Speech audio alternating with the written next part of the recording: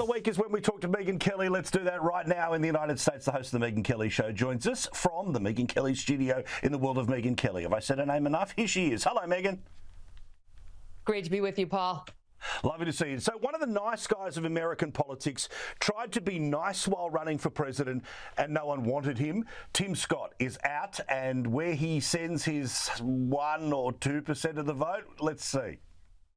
Yeah, that's not really going to make much of a difference. However, I do think it's interesting that Tim Scott, because as Charles C.W. Cook of National Review put it, was actually running for president, decided to bail when he realized it wasn't going to happen. That's exactly what happened with Mike Pence, too. They were actually running for president. They came to the harsh reality it wasn't going to happen. And for the good of the country and themselves, they stepped aside. Chris Christie is not running to be president. Chris Christie is running just to sling mud at Donald Trump as often and as powerfully as he can. And so why doesn't he get out? He's not going to win anything. He has zero chance of getting the nomination. Okay, so he can stay in. He can be somewhat of a spoiler. It's annoying. And honestly, at this point, you could argue it's unpatriotic. Same thing is true for, let's see, I don't know. I mean, I guess that would leave us with 3. You got Vivek, Nikki, and Ron DeSantis after Chris Christie. Now, Nikki Haley and Ron DeSantis have a shot. Vivek has no shot. I know he has a lot of supporters, but his poll numbers have done this steadily since the first debate. So he's going in the wrong direction, and he wasn't starting up very high. His peak was like 11%, which is around where Ron DeSantis has hovered. But you cannot wrest the nomination away from Haley and DeSantis. And, oh, yeah, there's a matter of Donald Trump, who's 60 points ahead of Vivek, or 55, at 5% support. So what's he doing in there? It's really a head-to-head match at this point between Nikki Haley and Ron DeSantis. And if one of them doesn't cede the field, they're going to lose again to Donald Trump.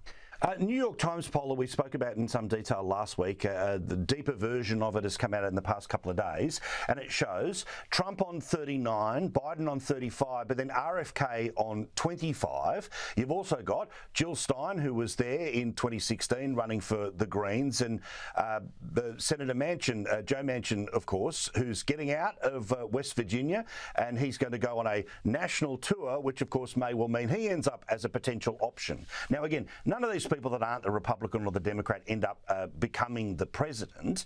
But it is really interesting to see that RFK, with all of the crazy, I think he's going to be the candidate for, frankly, the, dare I say, the podcast and Twitter world that don't want to play Biden and Trump again. That's why if he gets 15%, he actually qualifies at a presidential debate. And that would be fascinating to see. First time since Ross Perot back in 92. I would love to see RFKJ at a presidential debate. He's such an interesting man, and he's got very well-founded opinions on a number of things. And I realize he's a bit conspiratorial, too. He's not right about everything, but good luck challenging him on his facts, because he's got them at the ready and he's prepared to argue them, which will not be the case for either Trump or Biden.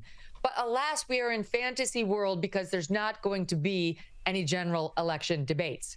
RFKJ would be the only one standing up there with Jill Stein, I guess, because mark my words, Biden's going to say, if it's Biden, I'm not standing up there next to an insurrectionist. I'm not standing up there next to somebody who's a convicted felon, which Trump probably will be by that time, because he can't do it. He can't. We absolutely know he cannot debate against Donald Trump. Just to bring up the things he lied about the first time between the two of them, and their last 3 debates together would be enough to sink him. But forget all of his cognitive abilities and so on. And I think at this point, Paul, Trump may be very happy to take that ticket out, because Trump's lost some spin on his fastball, to put it charitably, himself, and is not exactly a spring chicken. And I'm sure he would love to skip not only the primary debates, but the general election debate as well, and coast right into the presidency, because right now that's how his polls make it look. He's going to do. But you mentioned about Trump and his fastball. The reality is, for multiple times he keeps pretending that Barack Obama is still the president. To go in, but they were interviewing him 2 weeks ago, and they said, "What would you advise President Obama? The whole world seems to be exploding and imploding." He has now 6 times confused the fact that the sitting president is Joe Biden, not Barack Obama. And the first time I thought, well, maybe it's a joke, because there's a belief amongst many that Barack Obama's the puppeteer and Joe Biden is the puppet. So I thought maybe I'll give him the benefit of the doubt, but it's happened now repeatedly over and over and over and over again, where you can see he's not joking. He's not making a thing out of it. And the question is really more for the GOP primary field on whether you want this to be an issue. It's very clear. It's a winner for Democrats and Republicans against Joe Biden. He's too old. Everyone agrees. 72% of the country does anyway. Why would you run somebody against him who's got even a toe in the dementia possibilities field?